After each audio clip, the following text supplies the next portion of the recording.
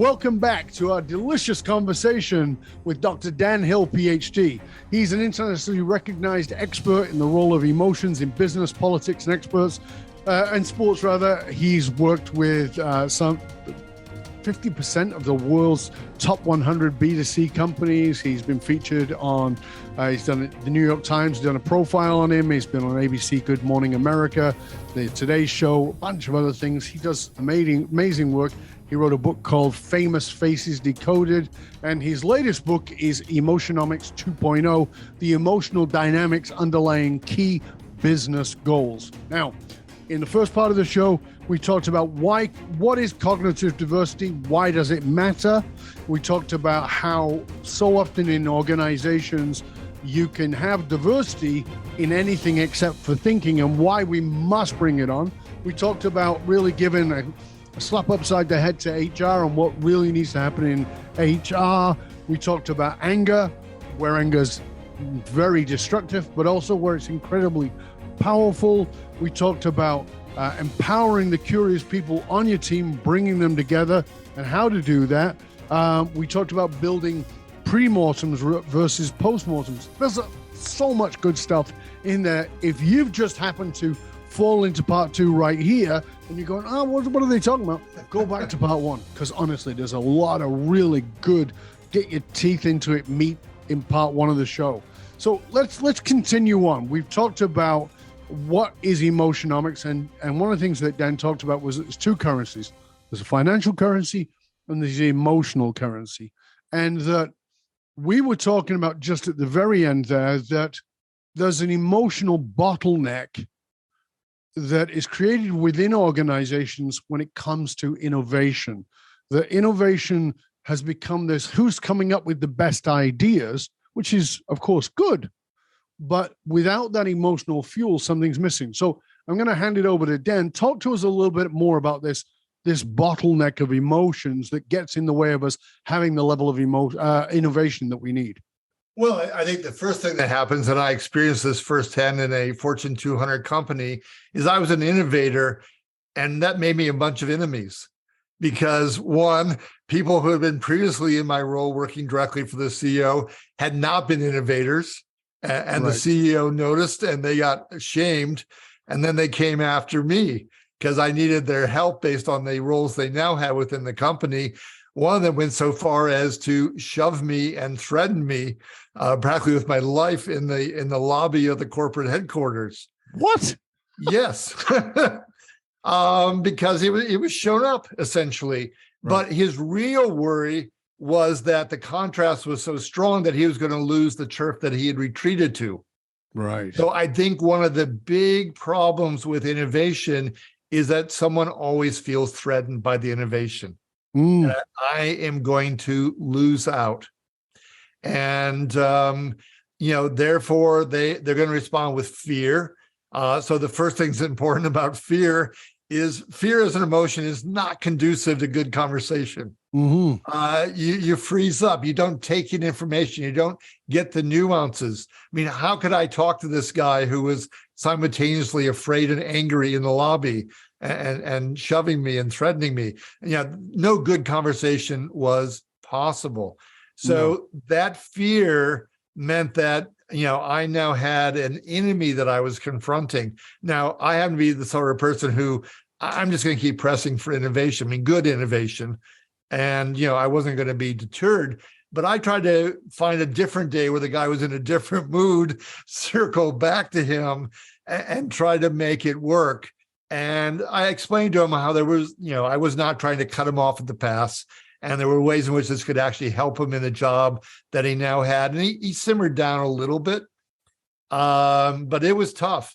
And so I think we have to talk about turf battles, fear and anger. And fear and anger, by the way, if you look at an emotional color wheel, like Robert Plutchik's famous emotional color wheel, they are interrelated because they both have to do about control. Fear is, I'm afraid I've lost control. And anger is, I'm going to go seize control and drive forward. And I'll even beat people up if I have to achieve that goal. So they're both on a continuum involving the issue of controlling my circumstances. Right. And they both can be thought of losing that control. Yes. And just like your point from a previous conversation, they can be helpful or they can be detrimental. Yes. Fear can be a tremendous fuel because I feel like my very survival or the company's survival is threatened. Mm-hmm. Boy, if that doesn't get you going, right. Then nothing probably will. Right. On the other hand, it can close you down. It can make you want to try to close other people down. It could make you just freeze into place because you think you can't rise to the occasion. Mm-hmm. Just like anger can be conducive to making progress or just conducive to burning the house down. What do you think is the key emotional state or the emotional primer for an innovative conversation, for an innovative, even not just conversation, but an innovative outcome? A different dialectic, not anger and fear, but actually happiness and sadness. Okay, talk to us about using sadness, because that's important. Yes. Sadness as an emotion is really your gateway into empathy. And you should have empathy for your customer. You should have empathy for your colleagues on the job. So sadness as emotion often has to do with a sense of feeling forlorn, abandoned, disappointed. So customers can feel abandoned and disappointed and forlorn. That absolutely happens. But so can colleagues. That's why you have these huge disengagement rates that happen within companies. People have given up and they've fallen into sadness and dejection. And, they can get even, just clinically depressed, can be the long tail of all of this. The way out of that is obviously to bring people toward happiness. Right. Happiness means I feel like I've been embraced, that right. I've bonded, that I have connected. So the conversation, I think, has to be daring enough to explore sadness, because surely there are regrets. Surely there are missed opportunities at the company. And so one of the ways I think you can really leverage sadness is to engage in an exercise that might frighten a few people, but it's kill the company. Take some people who look at what the company's doing and then they know where the weaknesses are, and you empower them to create a model as if they were going to be your new rival, your new in-house rival, and they can have a business plan and they can exploit where the weaknesses are. And so they are playing off of those disappointments, those missed opportunities, but they're doing it in a way that first of all, the team that's coming up with this new solution is bonding. And then those things can be brought out into the company in a way that is actually salvation, not destruction. I think that's very powerful.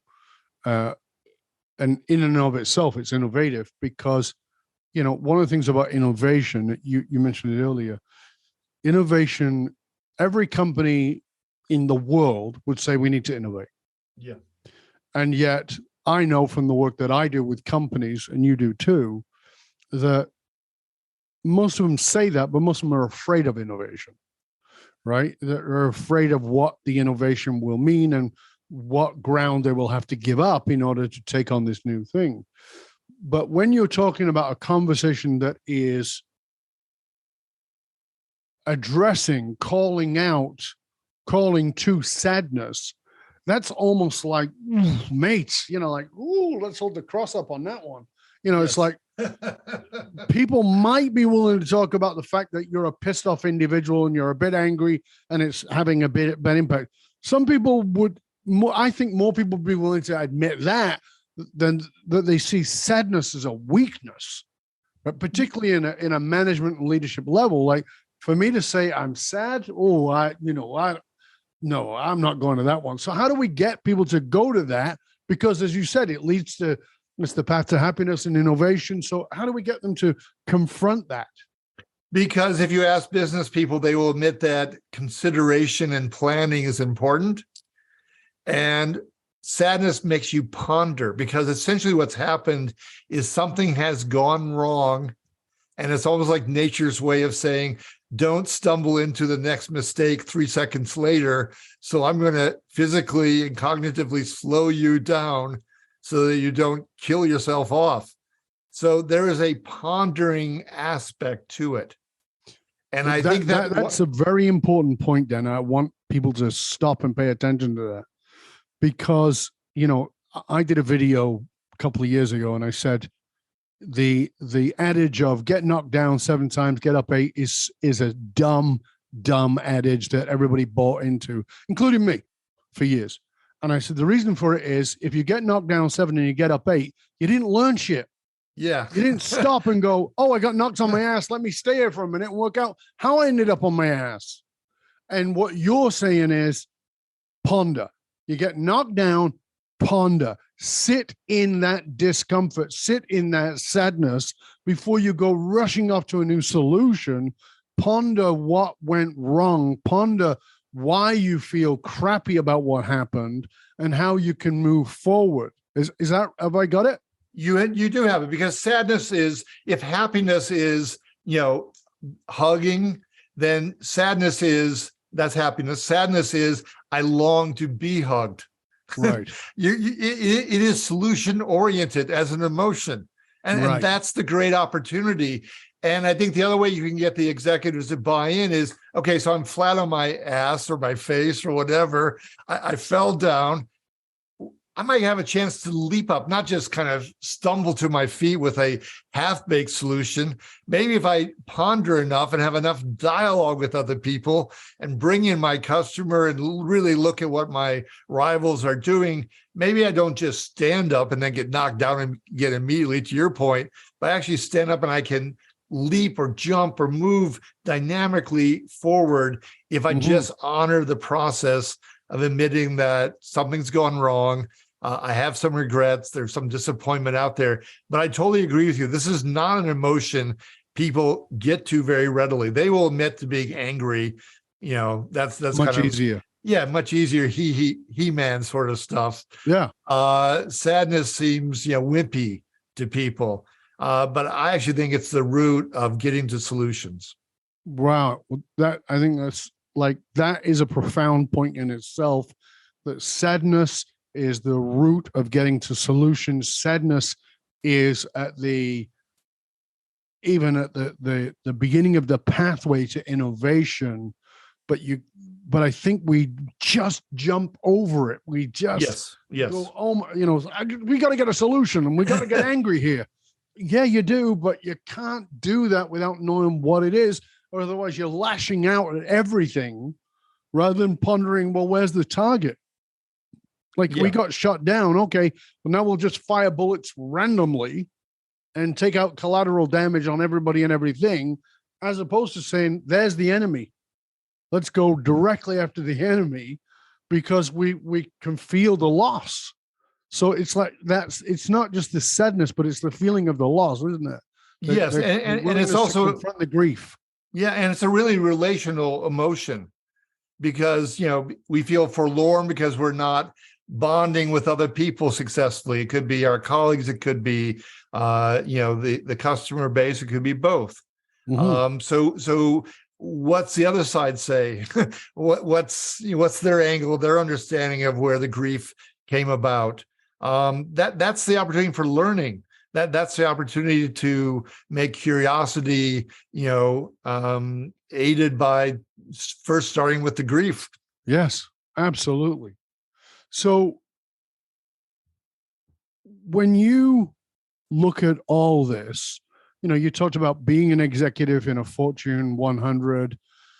You talked about coming in, being the innovator, getting bullied in the process of it. But, you and I are not kids. We came into a business world that was very macho and really the old command and control thing. What turned you around? What was the turning point for you of realizing, because you're in that environment, and I always say to people, you take on the flavor of that which you're marinating in. So if you're our age, you're marinated in that world and it's easy to take on that command and control. What turned it around for you? What made you go, this is not the way? Well, one is I have a really calling for excellence. I don't like mediocre, half-baked solutions. I mean, When I started my company, my dad's, who was a 3M executive, speaking of innovation, that's the buzzword at 3M. He said, well, you'll probably have to be a bottom feeder. You don't really have a lot of business experience. And I said, I'm not aiming for the bottom. And then I very happily called him a few months later and said, I've landed my first client. He said, oh, who's that? I said, it's Target. And he said, well, what's the assignment? I said, whether or not to retain the department store that was the origin of the company or to sell the unit off. So it was a very nice plum assignment. So I am driven utterly by trying to make things not just a little bit better, but a lot better. I think there's a lot more headroom for growth than normally. If I picked on another thing, I mean, I'm very connection relationship oriented. And I think some of that comes from, this is the inverse side of my father having high standards, which I really very much applaud. My father was, I'm afraid to say, rather traditionalist and a bit of a chauvinist. So he came into the business world obviously much earlier than me. Pretty much all the women he dealt with were in junior roles, secretaries, etc. He was condescending to my mom. And I didn't like it. No. And I think everyone has something to contribute. I think women have a lot to contribute. If the Chinese Communist Party listened to its own rhetoric, they would be still with that saying that women hold up half the sky. Yes. You look at the executive standing committee that Xi just put in place, there's no woman on that committee. Well, I think companies, can do better at that. It could be literally that there are, yes, more women in the executive ranks and not just stuffed into corporate communications and the HR departments. So that's certainly part of it. But just listening to other voices. I mean, probably depending on the realm of business they're in, most of their customers, ones who really make the shopping decisions, are women. That is true. Sure. How often do they dialogue with them? I bet not very often. Not enough, that's for sure. Not enough. And that's another pathway to innovation. What about a customer day? I mean, we have employee days, we have a shareholder meeting. I don't know a lot of companies who are doing like a 2-day event where they invite a lot of customers into the corporate headquarters, let them talk to the people who work in the call centers. Yes. Let them meet with all range of people, but make the executives get out of their comfort zone and actually interact directly with these people, quite likely women. Again, a lot of this is rather simple. It comes back to dialogue, comes back to respecting other people, taking in their vantage point, recognizing the opportunities. And you and I have a passion for the neurosciences, for brain science. Yes. And particularly, for me and you, it's not for everybody, but the relationship between brain science and intuition and sensory emotion, decision-making. Talk to us a little bit about that, because I think that will help people to grasp that this is not you and I just going, ooh, waving the emotion flag and saying this is good stuff, but this is, this is Cornell, this is science. Yeah, well, I mean, the accepted rationale is that about 98% of our mental activity is not fully conscious. Right. I mean, we are still stuck in this ridiculous Enlightenment model where Descartes said, "I think, therefore I am." Very little of our mental activity is happening on a conscious, what we might call traditional logical territory or terrain. I think that the dichotomy so often is, emotions are female, they are inferior, they're a problem, they're a mess. Put them on the sideline. Let's get back to the real action, which is the logic and the business plan. And then what have you done? You've left out people. You left out what's inside people. You've left out what motivates them, your customers and your employees, and even yourself as the executive, the traditional executive, have emotions. And I can point to that because there was something very recently, speaking of innovation, I think it was the New York Times had a long expose about minority hires in the NFL. And again and again, what happened was the owner would invite in the potential new head coach. And if they could relate to them, they could see themselves in the head coach, then they might hire them. Right. They were essentially choosing their comfort zone over what the team needed. Yes. And I believe repeatedly companies the executives choose their comfort zone over what the company needs. They have to get out and talk to people. They need other experiences besides sitting at the golf club, sitting in the executive boardroom. Those are limited conversations. And I know this for a fact because I got curious not long ago when I started rooting around online, and I found a Harvard Business Review article where they had surveyed and got responses from, I think, about 1,200 executives, and they asked them how they spent their time. And first of all, they spent more than 10% of their time on private matters. Right. They get fired from most roles if they admitted that. Yeah. But they were pulling it off. And then it turns out that most of the conversations they did have were in really small groups of like 2 to 4 people. Mm-hmm. And I bet you anything, if you dove deep into the data, it's the same 4 people over and over. Yes. You know, I got my CEO, I've got my CFO. It's a real closed circle. And so I think one of the ways to get to innovation is throw it open in so many ways. But one is there are informal leaders within a company. Yes. I have not seen them empowered in the way that I think they could be. They should actually have access to the powers to be. Let's just start there, because that's really good. I know we're coming towards the end of part 2, but this is an important thing. So these informal leaders, so let's say we've got an executive listening to this who's going like, Dan's made some great points here. I really agree with what Dan and Dov have been talking about. How do we find these informal leaders? How do we get to them? Because they're probably going to have knowledge, insight, wisdom to what's going on better than we can. But they're informal leaders, so they don't have a role, and we can't go, well, everybody in this position, step forward. How would you guide them? I got a real simple solution. By department, ask each employee, if you were starting your own company, which 3 people would you take with you? Oh, I love that. And I think you're going to find some similar names bubble up.